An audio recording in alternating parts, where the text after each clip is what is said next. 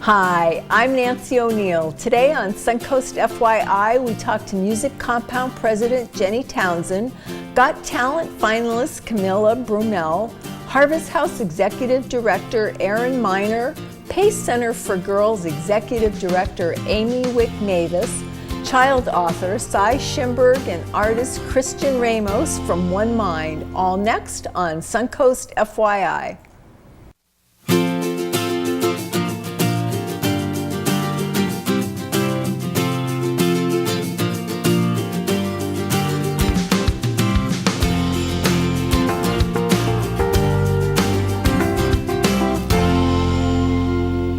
Our first guests today are Music Compound President Jenny Townsend and Got Talent finalist Camila Brumell, and they're here to talk about their upcoming live show. Now, did I pronounce your name correctly, dear? Yes, you did. Okay, all right. Just want to make sure everybody knows who you are. So, Jenny, let's start. Tell us about what the live show at Music Compound is and how you're going to be hosting that. Okay, so we're doing Sarasota's version of America's Got Talent here locally, and it's open to all ages. So we have 18 finalists, and those ages range from 12 to 57 years of age. And they'll be performing at Music Compound May 13th from 6 to 8 p.m. in front of a live audience. Okay. It is a red carpet event, so we've got red carpet, step and repeat. We're telling everyone to dress to the nine for our finalist, so we're really, really excited to bring that excitement here. For you, is this going to be your first red carpet event? It is going to be exciting, huh? Yeah, it is. Oh my gosh! So you're one of 18 finalists, but how did you choose the other 17 finalists, Jenny? So we hosted auditions March 25th, and we had about 50 plus individuals audition. We have a judging panel of 12 judges that are in the industry that are partaking in the recording studio, the songwriting. The prize that someone will win is valued at $3,500. Wow. So it's headlining their own show, headshots, co-writing a song, etc. So out of 50 individuals, we narrowed it down to 18. It was originally supposed to be 15, but some of them are so talented. We're like, they have to be part of the show. Yeah. So it's a great learning experience for all of them as well, and it's a second chance from some of our older contestants that wanted a recording contract or wanted to record. So it's really cool to see the diversity in the different ages. And they'll have the opportunities now. Right. Camila, how exciting for you, and congratulations on being a finalist. Have you ever performed at an event like this before? I haven't, but I am on May 13th at Music Compound. So this will be your first event. Yes. Our debut. Okay, and you're going to be singing a cappella? Yeah. Yeah? Can you give us a little sampling of what you'll be singing? Yeah, of course. Okay, you ready? You're just going to do it, right? Yeah. What is the song that you're going to be singing? Oh, I'm going to be singing When We Were Young by Adele. Oh, I love it. I love it. Well, go ahead, dear. Okay. Let me photograph you in this light in case it is the last time that we might be exactly like we were before we realized we were sad of getting old. It made us restless. Wow. Thank you. Oh my gosh, that's awesome. Yay. Bringing tears. So what inspired you to begin singing? And how old were you? Because obviously you're not very old now. Yeah, I was actually 9. I was standing in front of the TV watching Hannah Montana, and I just wanted to be a singer. I just loved her. Okay, so you've always had this beautiful voice. Have you had lessons? No, this is actually Music Compound gave me an amazing opportunity. And is that what Music Compound does, Jenny? We do. So we do lessons. She saw the applications for the auditions and decided to audition, and hadn't had any previous private lessons prior to that. And she got on our stage and we're like, oh my goodness, you're super talented. Wow. And she's been doing private lessons with our music director, Denise Verhoel. And Denise is next level training. So those individuals that have star quality, that want to go on tour, that want to have a career in music. So she channels that and really inspires them and gives them the proper coaching so they can go to the next level. Okay, now this is your first annual. Yes. So, but obviously you're planning on making this a regular event. We will be an annual event, like most of our events have started. Okay. We're in our second year of business. So it's cool to see the kids that came to us a year ago that were really shy, that didn't have any training, that just had to dream, and we've been able to turn those dreams into reality. So it's really cool to see, you know, Camila and a couple of the other ones as well that will be performing at May 13th at Music Compound. Okay, so how did you narrow it down to 18 people? So our judges basically judged on stage presence, the quality, the performance aspect, the vocals as well. Our judges were looking for individuals that could, you know, record, because that's really, really important. Sure. The finished product that they're going to win is an EP that'll be at Audio Jump Dog Productions. Okay. So it's about just having that quality, and some of them are super talented and they've had a lot of experience, and some of them are new to the industry as well. So it's just able to channel that. So, dear, can you tell me what is your ultimate dream with music? My dream, I would want to go on tour, on concerts. I want to inspire people with my voice and my songs, my lyrics. I just want to, like, you know, give them what I like. Yeah, well, that's it. It has to be about what you love. Yeah. So. Well, wow, this is exciting. So the event is coming up May 13th. May 13th. Okay. And it's from 6 to 8 p.m. Tickets can be purchased online at musiccompound.com. Like I said, it is red carpet, so dress the part. All Our right. paparazzi will be there ready to snap your photo. Excellent. And Great. you'll be able to see these finalists on our stage here in our community for the first time. Wonderful. Wonderful. Well, thank you both for being here, and I for wish you having us. all the best, dear. Thank You've got a you. beautiful start. Thank you. Thank you for hosting us. Of course. Coming up next on Suncoast FYI, find out about a local nonprofit helping secure stable housing for people in our community, so please stay tuned.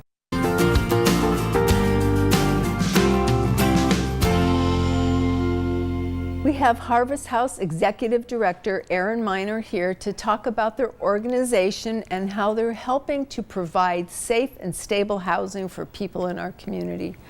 Thank you for being here today. Thank you for having me. I really want to hear about all the wonderful work you're doing. So can you tell us how Harvest House all started?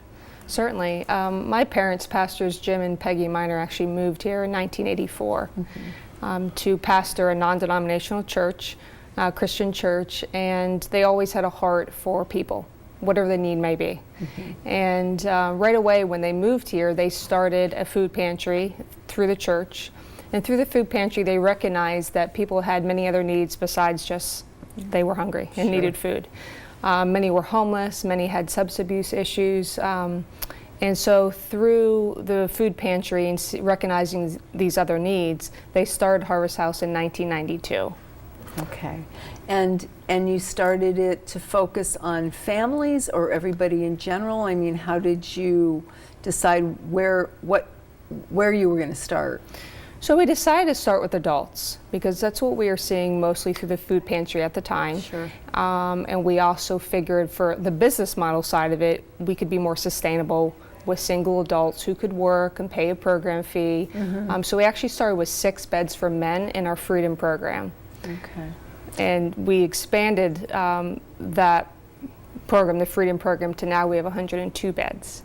And it's for residential recovery for single adults who have a history of homelessness and incarceration due to drug and alcohol use. Okay, so it's just for single men or no families or? Just the Freedom program, yes. Just the Freedom program.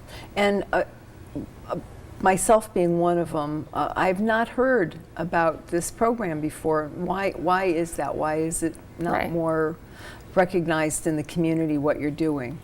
Well, for a long time we were so, I guess, driven to serve people and to help them that we weren't focusing on perhaps we could actually do other things if we got the community involved and collaborated with other funders.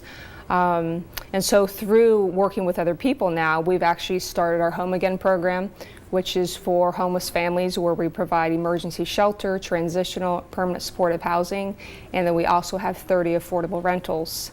In total, with all of our programs, we have 400 beds. Wow. So on our own, we were able to do 100 beds. But with collaborating with the community, government, local foundations, we now have 400 beds. Okay, so our community forefathers have been involved with helping you with this because of all of we know that there's been an ongoing issue with homeless people for a number of years in our community, and they have actually come forward to help? Oh, absolutely. Gulf Coast Community Foundation, the Community Foundation of Sarasota County, our local government, a lot of individual family foundations and philanthropists have been a huge part in helping Harvest House to expand from the 100 beds to the 400 beds and helping not just single adults, but homeless families. We now have opened our newest program for unaccompanied youth ages 18 to 24 who are aging out of the foster care system. And then homeless veterans. So we've seen a huge increase in services and the possibilities that we could provide because of our very generous community. Okay, and how do they contact you, or how do you reach out to them? Well, we do different events, but they can call our office, and we always say to people, you have to come see it. Okay. With 400 beds, Sure. 8 supportive housing campuses, the best way to get involved is come take a tour and see what we do. Now, what are the common barriers that you find with your clients?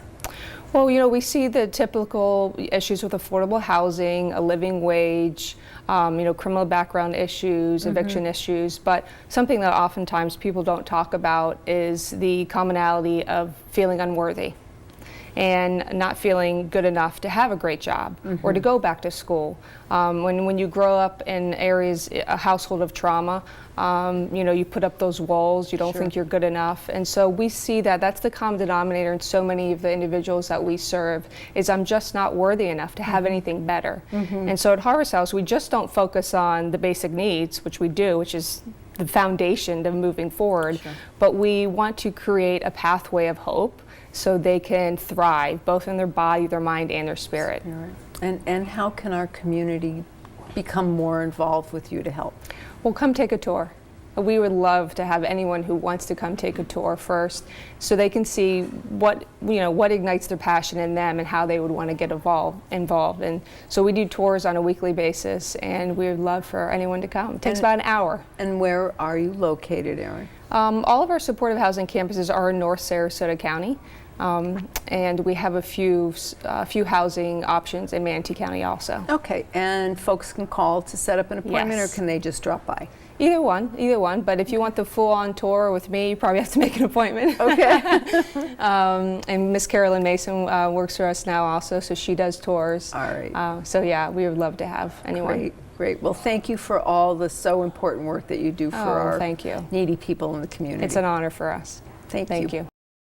A special race is happening tomorrow that involves ducks, and we have one here in the studio, so please stay tuned to find out more.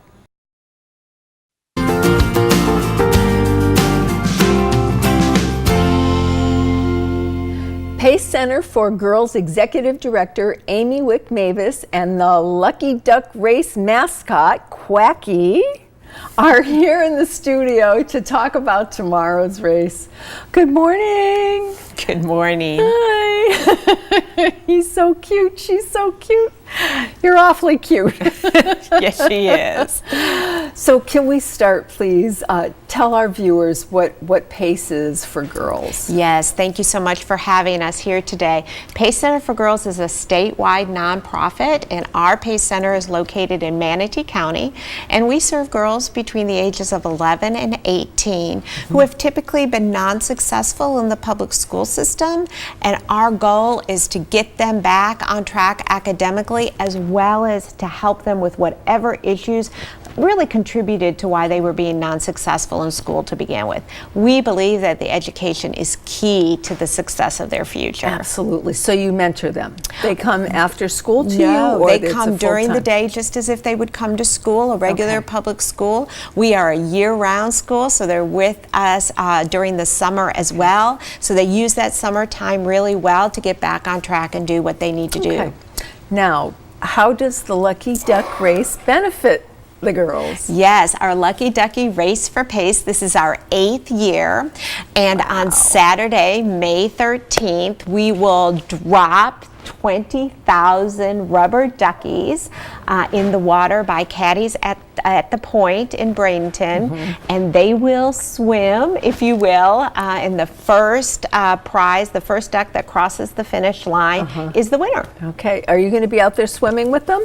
Oh, Quacky is very much a part of the Lucky Ducky Race for Pace. Absolutely. You're gonna be rooting them on, right? Rooting them on, cheering them on as they drop into the water. Okay, and people can purchase the ducks. That's it. I know you've way exceeded what your expectations were, because it was 15,000 and now it's 20,000. Yes, we were super excited last year when we sold out at 15,000, and we just made the decision, our board made the decision a week ago to move to 20,000 because we've already sold almost 12,000 ducks. Okay, and you have teams.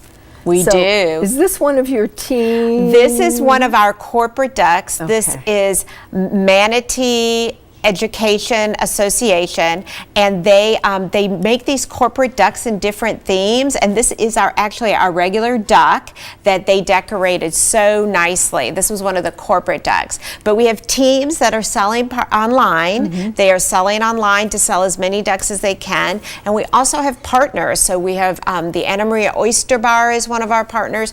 Peaches Restaurants, if you stop in there for breakfast or lunch, one of their servers is going to ask you if you'd like to buy a duck.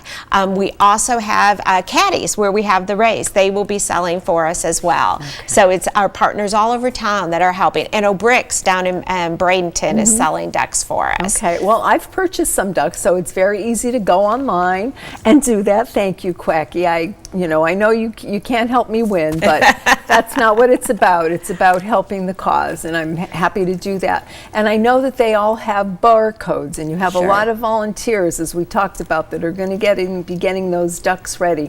How do they actually get dumped into the river? Well, we are very fortunate that the Hernando de Soto Historical Society, that group helps us to put our ducks in the water. We have what we call our duck deployment crew, our DDC, who work very hard to monitor the tides and make sure everything is okay. And then we have an enormous bin that all the ducks get dumped into. And then we have a little racetrack, and they swim down the racetrack until they get caught in our trap. And that's how it works. And how do you decide who the best dressed is, and do the public vote on that? Yes, or who votes on so that? we've already, all of our best dressed ducks have already been dressed, and they've already participated in our party, and now they'll be available for online voting. So we'll be able to, through the BradentonHerald.com, they'll be able to go online, and people will be able to vote for who they think is the best dressed duck. Okay, now you have a bunch of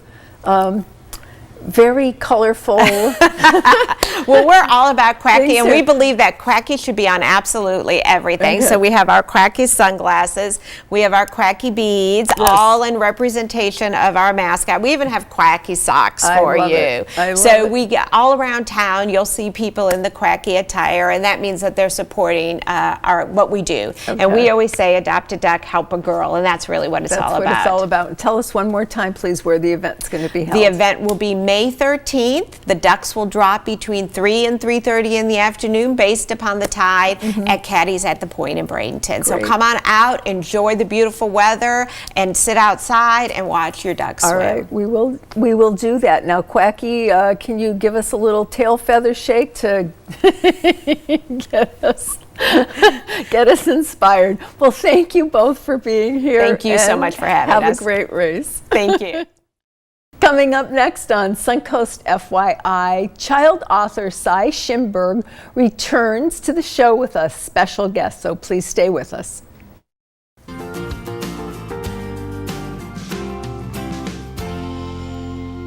We're joined in the studio today by child author Cy Schimberg and artist Christian Ramos, and they are here to talk about an art project called One Mind. Thank you both for being here. This is quite a project for two young men such as yourselves. So let's start, Cy. Tell us about what is the One Mind concept for this project. So One Mind is something that I actually originally came up with over the summer, and it was the result of a lot of different experiences I've had throughout my life, and it resulted in a piece of writing that I created called Gone. And Gone was basically a very metaphorical piece of writing that can be interpreted in a lot of different ways.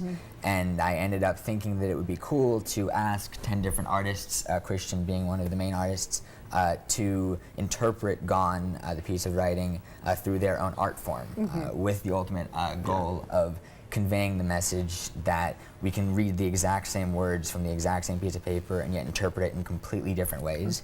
And we think that that is a message that is applicable to a lot of different facets of life. And, Okay. Now, Christian, how did you interpret this piece that Cy wrote? So basically, I interpreted it as someone that was like had a bunch of very like tragic tribulations happen to them, and he just wanted to be gone. Like, And you put They this wanted- into music. music, yes. Okay, and what form of music did you use? I composed a sort of classical piece, but I had some like contemporary rhythms in there and stuff. And I composed it for violin, viola, cello, and bass. Okay, now are you going to play that at the event? Yes, we're going to have stations throughout the event where people can go and listen to the. So it's been recorded, and so Yes. they'll hear it. Okay, so there'll be, Yeah. you'll be there to talk about what you've done, so Exactly. people can kind of interact with both of you. Yeah. And what are some of the artists, other artists that are going to be there? What So- are they going to be doing? Yeah, we have a wide variety, a wide range of different types of art. We have everything from traditional paint to reduction printmaking to more types of music composition. Another one's jazz. We have a lyricist. We have clay. We have a large variety of different types of art. Okay. And where is this all going to be taking place, Christian? It's going to take place at the Sarasota Art Center, where we're going to have a big showcase night on the 17th, but the installation is going to be from the 13th to the 18th. Okay. One of the things that, when he reached out to the artists, one of the things that really intrigued me about One Mind is that it was very special in the way that it brought people together through showcasing the differences in the perceptions. And I thought that was like a really, Yeah. Yeah, because there are so many different ways to interpret a piece Yeah. that somebody's written, and that's it. I mean, whether it's performing arts, you know, or Right. visual arts or something. So I think it's a great concept. How did you first come up with this idea? Well, actually, interestingly enough, when I first, and I was going to bring this up when Christian mentioned his interpretation of the art, of the writing, is that when I first wrote it, my mom accidentally read it and told me how she felt about the piece, and it was Sure. completely different than the way I felt about it. And especially now when there's so many different perspectives on things and such strong perspectives on certain things, I think it was really emphasized to me at that moment that we can convey this message through art that there really isn't one right answer or one correct path to finding the right answer. Sure. So what is your next goal? What for the One Mind? So we were looking to expand and hopefully get more people involved, have more installations. You just need to get publicity. Right, Get more so- people involved. Now, how do And you this is want a to great do that? place to- Yeah. Right. Yeah. So I think our right now our main source of finding publicity is through looking for different news sources, and Sure. also we just finalized our website. Actually, Beaver Shriver has helped us so much with creating the website, Okay. and he was able to help us make it. And www.projectonemind.com just went live a couple days ago. Excellent, And excellent. Now we're you want so folks excited. to go on there, because I've Yes. gone on there and I've read it. And like you said, you want to get people's own perspectives and interpretations, right? Right. Yeah. And what are you going to do with those if they send in what their thoughts are? What's going to happen to those? So another goal of ours is to during the installment is we're going to allow people to take home their own copy of Gone, the piece of writing, and interpret it for themselves, and then send their interpretations into the website. Cool. Yeah. And one thing I'd like to add is, like, I feel like One Mind isn't just an art project. It's basically it's a way to show the many beautiful ways anyone can interpret art, and there's no better way to showcase that than through collaboration. Yep. And I feel it can have a very personal impact on the community. Yeah, personal impact, and also it brings everybody together too. Yeah. Yeah. Great. Yeah. Well, thank you both for being here, Yeah, thank you and very have a much. very successful show. Thank Right, you very thank much. you. Thank you. Thank you for tuning into this week's episode of Suncoast FYI. We'll return after a short break. If you would like to promote your business or community event on Suncoast FYI, we would love to hear from you. Just call our sales department at 941-361-4639. To view previous episodes, go to snntv.com under programming. I'm Nancy O'Neill, and we'll see you next Friday on Suncoast FYI.